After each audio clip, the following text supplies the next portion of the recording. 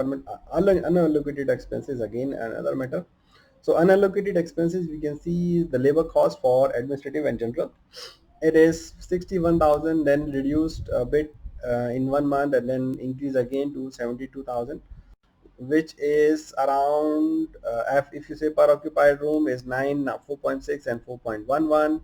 So it continue to increase basically, and it has increased. If you see increase in the cost, it has increased to $11,000, which is per $1 per occupied room. So payroll cost is normally the administrative and general payroll costs are pretty much fixed.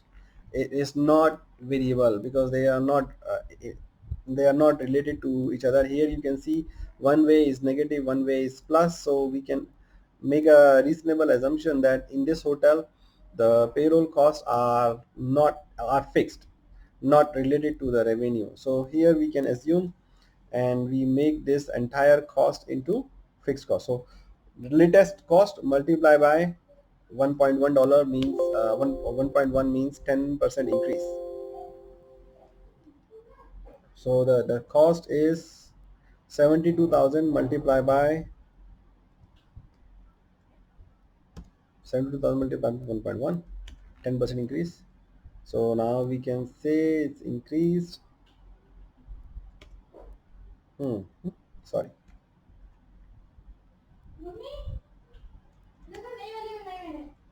Why?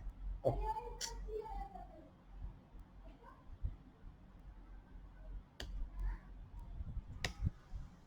yeah.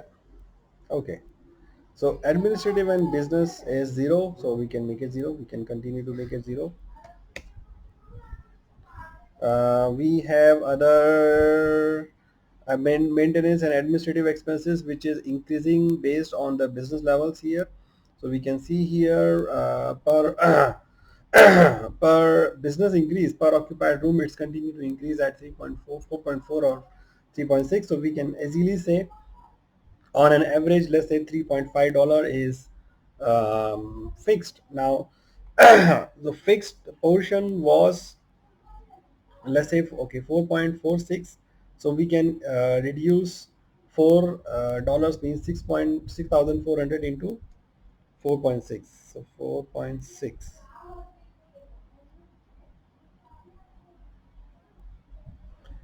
room department here, sorry, into, let's say, on an average $4.5 is variable. So means the total fixed cost is 11,000, the rest is fixed. So 11,000 is fixed. Sorry, not 4.5. I took 4.5, right? So we should change it. It's not 4.5, it's 3.5. That's what we are taking. So our fixed cost will be 17,000, and $3.5 is the variable cost. So $17,000 plus we should actually account for the increment, and then the total cost will be per occupied room into 3.5. So per occupied into $3.5, so 20. So our cost is 44,000. Total payroll cost becomes this. Other expenses are here, again it increased at $1. So it does means that there is not much of relationship between the A&G and other expenses. It has just increased in this month. So let's take at the latest one as a basis, 71,000. Maintenance also does not show any much decrease or increase, so means is not related to each. You can make it the latest one as $61,000. Here comes the interesting part, utilities. Utilities means the electricity expenses or the other diesel expenses are, yes, it's continue to increase, and we can see there is the relationship between the occupied increase. So it's about 6.5. So let's say 6.5 is fixed, variable. So 6.5 means 6,000 into 6.5 fixed expense or variable expense. So fixed will be 49,600. So let's say 50,000 is fixed and 6.5 is variable. So 6.5, so current occupied rooms into variable cost, total becomes to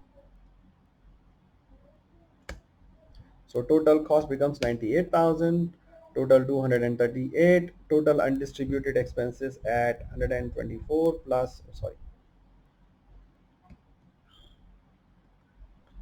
in plus, okay, 100 and 230,000, total 354.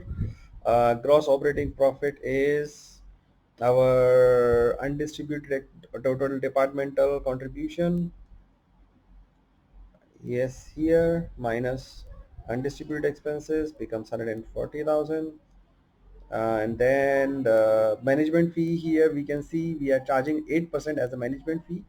The ratio is 8%. So we can check 8% as a management fee here, multiply by 8%. Some hotels will have management fee which is based on fixed plus the variable portion. So you need to calculate that properly. Then the gross operating profit minus the management fee. So that becomes our non-operating income. 75,000 profit.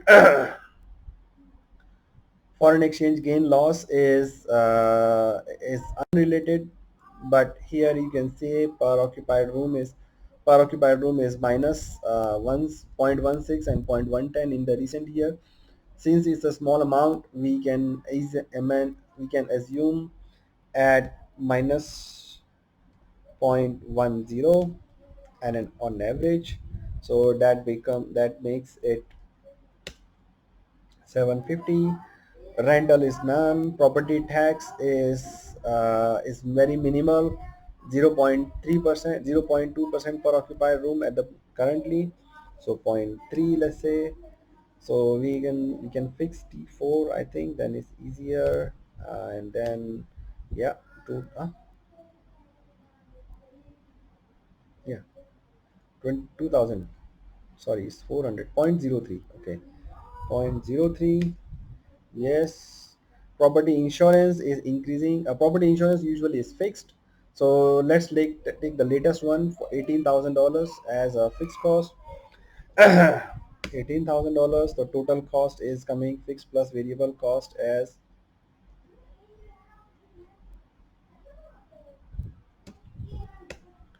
so what is the other cost? Other is negative at the moment. Recent years at zero point zero 0.08. So we can assume at zero point zero 0.08 negative. Why we are not spending too much analysis in this? One is because it's a small amount. Another is that it's not related to revenues, that's straight away. So it will be very difficult to analyze them in a proper manner. So we are not worried about it too much at this point of time. So the total expenses will be this much. EBITDA will be your non-operating income minus this 58,000. Our depreciation is fixed. Depreciation is recent depreciation is 190,000. So let's take 190,000 as a depreciation. So the total expense will become, yes, and then there is nothing else, no interest. So we can assume it safely. Now the profit loss before tax is minus this 130,000. The tax rate usually is 25%. So we need to build it up as well. Okay. So 98,000 is the loss, which you can refer it from here around 90,000 minus. So it's pretty much the similar. So now we